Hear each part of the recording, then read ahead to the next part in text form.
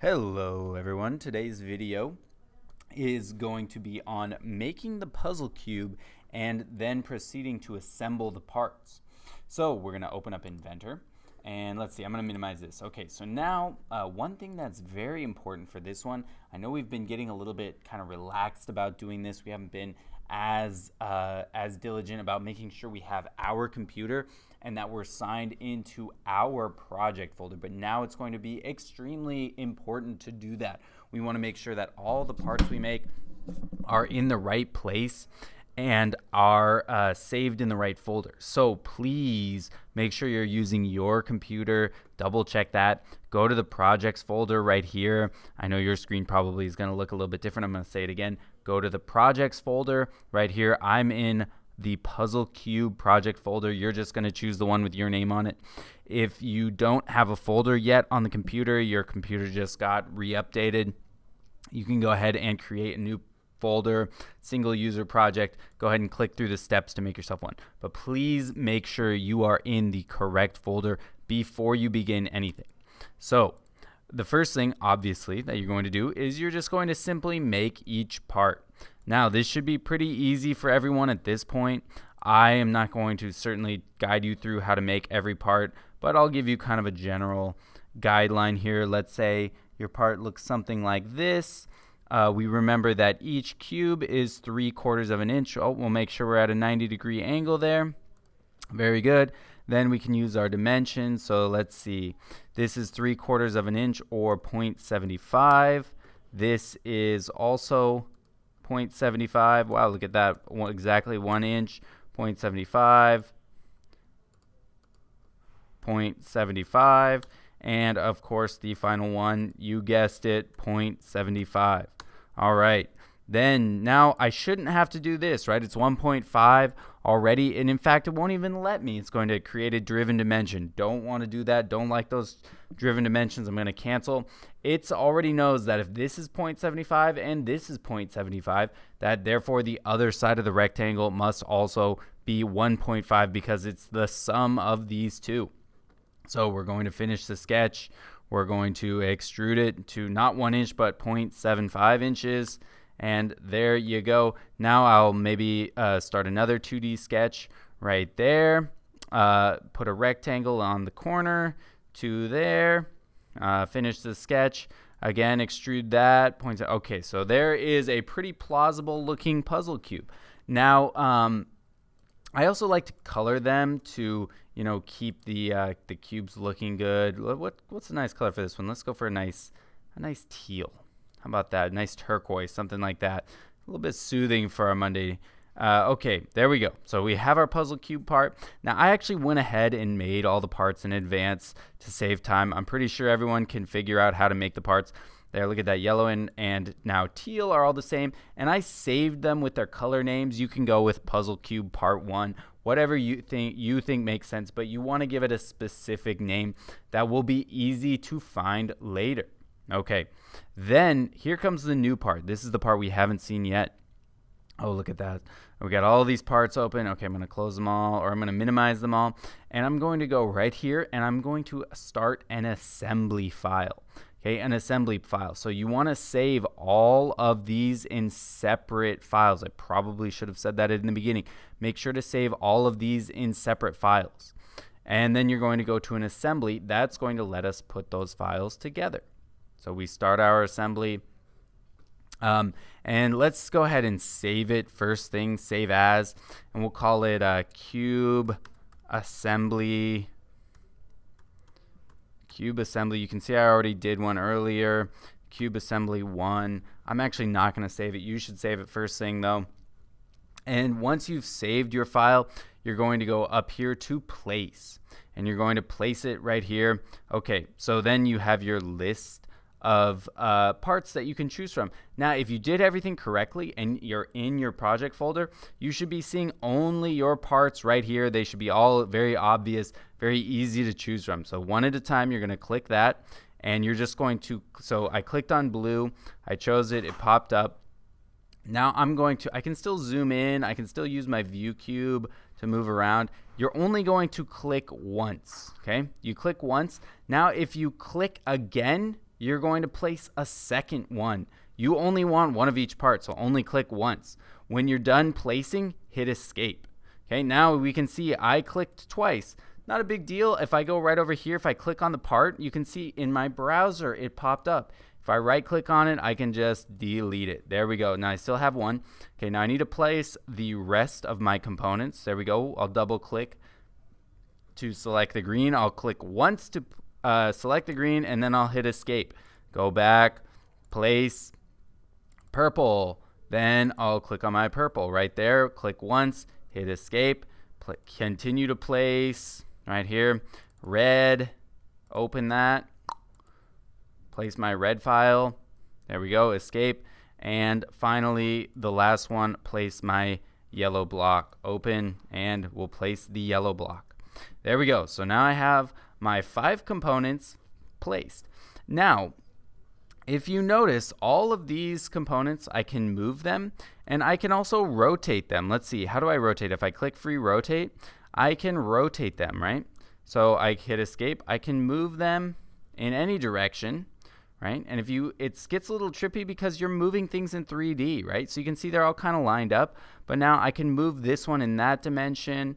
Then if I want to move it this way, right? So you're kind of moving things in 3D while looking at a 2D screen. So it's a bit of an interesting process to really, figure out how to assemble your cube in 3D. It's a lot of fun.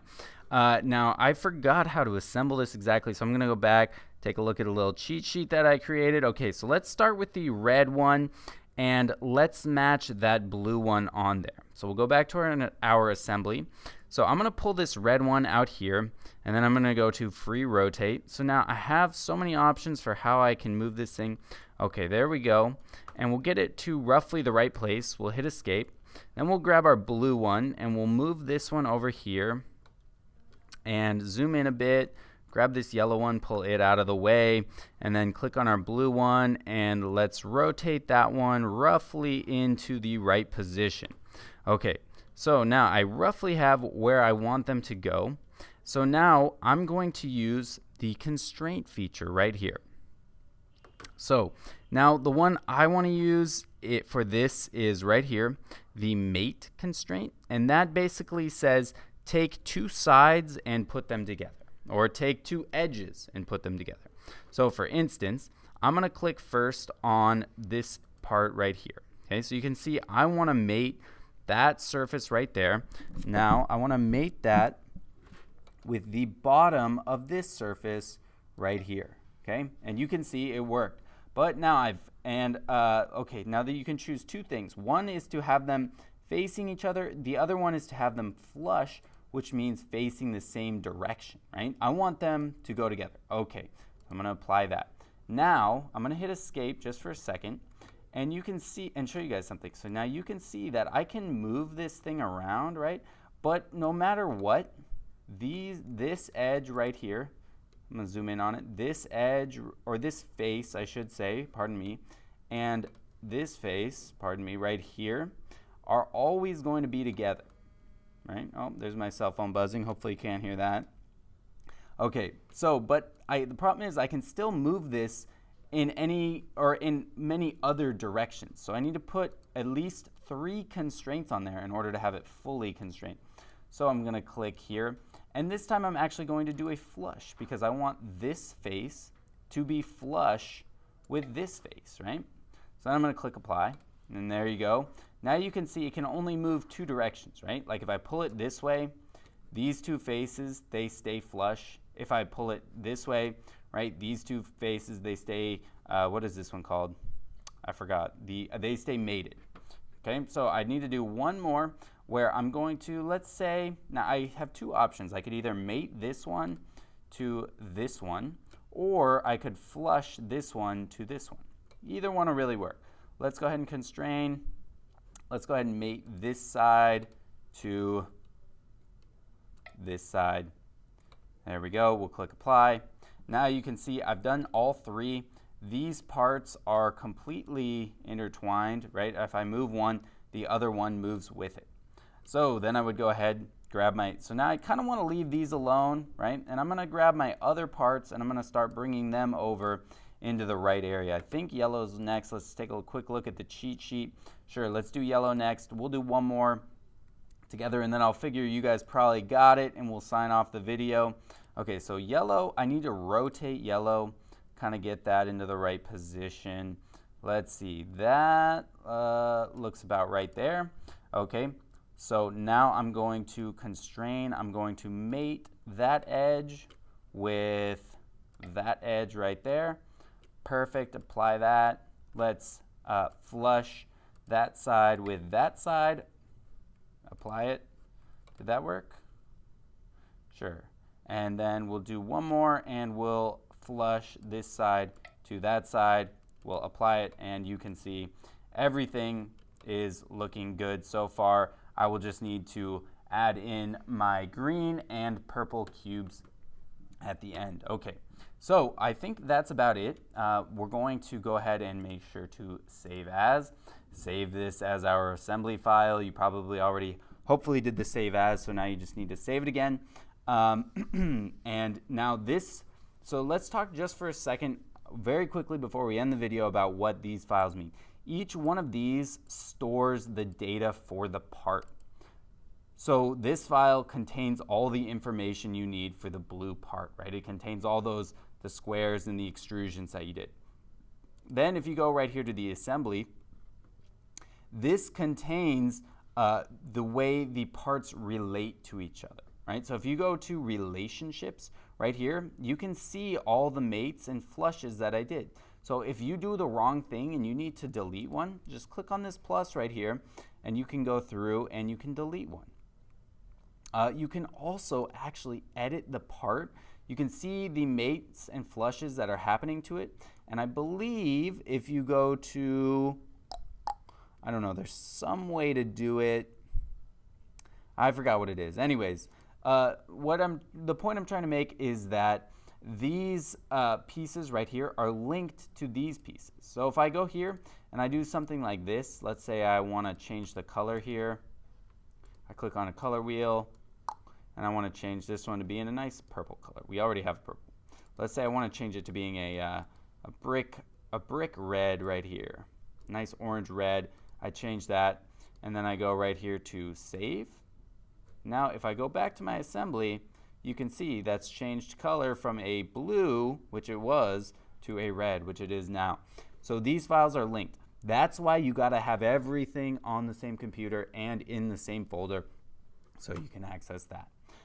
Is there anything else that you might need to know? I don't think there is. Hopefully this should be an easy and relatively fun process. I'm going to go ahead and end the video there. Thank you for watching, and good luck assembling your cube.